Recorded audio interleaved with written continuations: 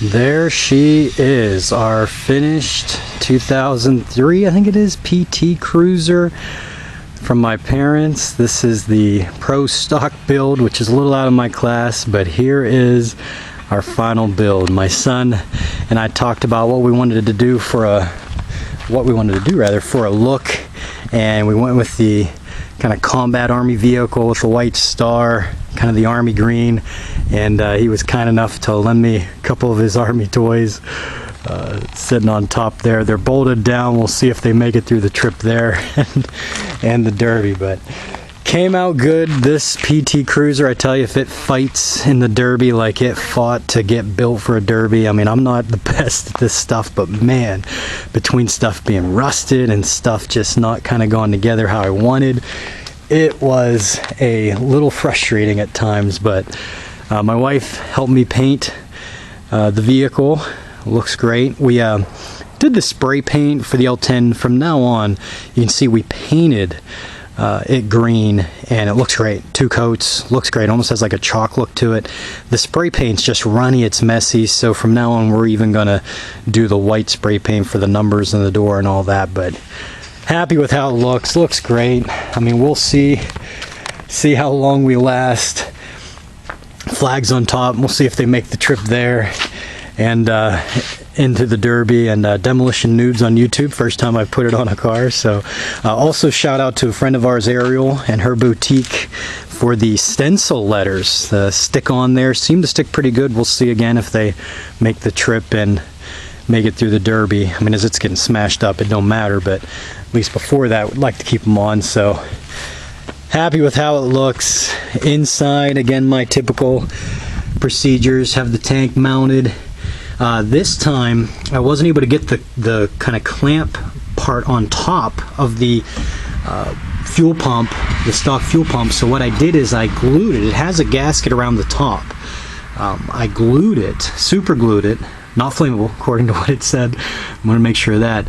And I glued it, and I have a ratchet strap kind of running over the top, pretty much middle of it. It's pretty tight, so that shouldn't be an issue at all. It's good to go there. Battery, mounting it with just the U-bolts was tricky because the floor is just falling apart. And then in here where I wanted to mount it, walk around to the side, or drill rather, to bolt it in, my U-bolts, it was so far in there. It was right next to the gas line. Kind of see here how close I am. Get to focus. I'm right up to it there, but over the gas line. That one's solid.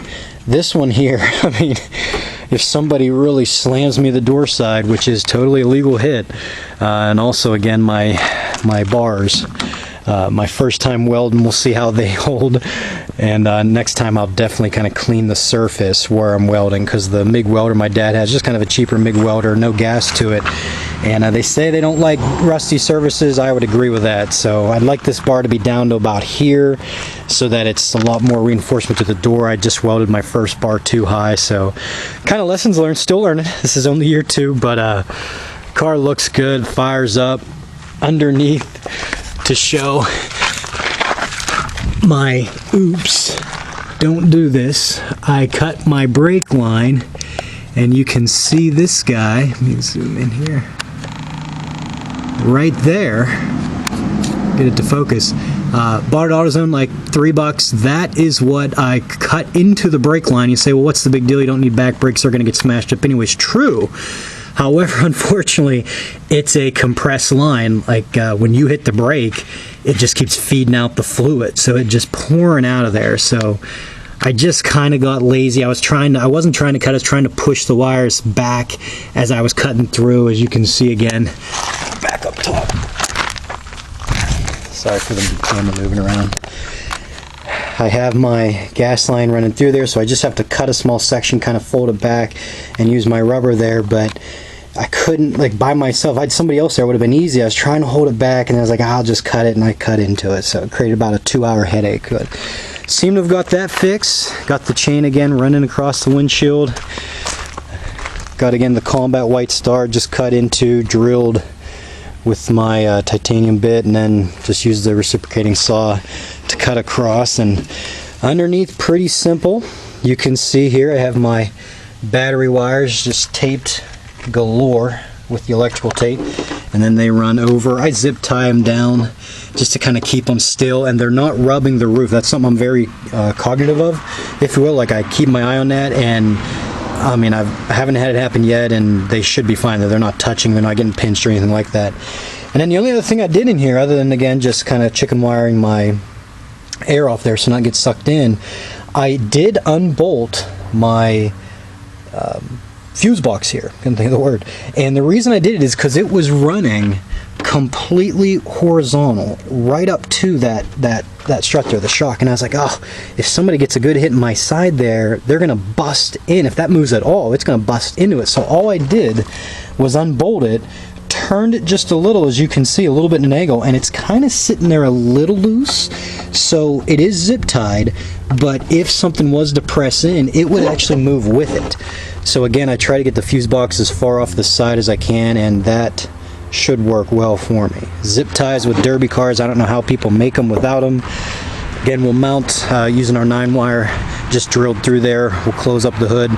Wiring, the only thing I have left once I get there, so I'm just going to tidy up a little bit of this stuff. This thing here, I don't think I need, but this PT Cruiser, it's just almost bizarre how some stuff is, especially with the wiring up front, and it's so tight I can't see what's what, and I'm just not knowledgeable, so I'm just leaving it there. I'm gonna kind of, again, use my zip ties to pull as far kind of to the car. This wire just kind of hanging, same thing with the lights there, similar to how I did over here. I just kind of zip tied. I actually cut the wires here. I don't know that I'll cut them over there, we'll see. And then I just zip tied them here so they're inside kind of this frame bar there, and as protected as they can be. So here she is. We are ready to go. We're excited. And by the way, yes, stand for those who defend you. I am a history teacher. That is absolutely a statement to those who think that when the national anthem is played, they don't need to stand and face the flag, and the individuals that actually kneel, while I understand they're trying to raise a level of concern, and I honestly don't have an issue with that at all. I have an issue with those who think not standing, if you are able to, and not facing the flag while the national anthem is played. I have an issue with people who think they're not disrespecting that flag, our country, and the military. You absolutely are. I mean, it is your right as an American to do that if you feel so, and if you feel like calling it to social injustice or racism or whatever it is, I mean, absolutely, that's the blessing you have to be an American. But don't tell me or try to kid yourself saying that you're not disrespecting the men and women that have served, do serve in our country. So a little bit of a tongue-in-cheek statement, you might say, to those individuals that think they're not insulting my flag. And that flag means a lot to me. So thank you to all those who serve and continue to serve. We're going to smash her up the best we can. We're going to put her in reverse and put her to the floor, but I am stepping into the pro stock class, and this is a little outside of my, I don't know, my talent, my experience, so we'll see how we do. We're excited.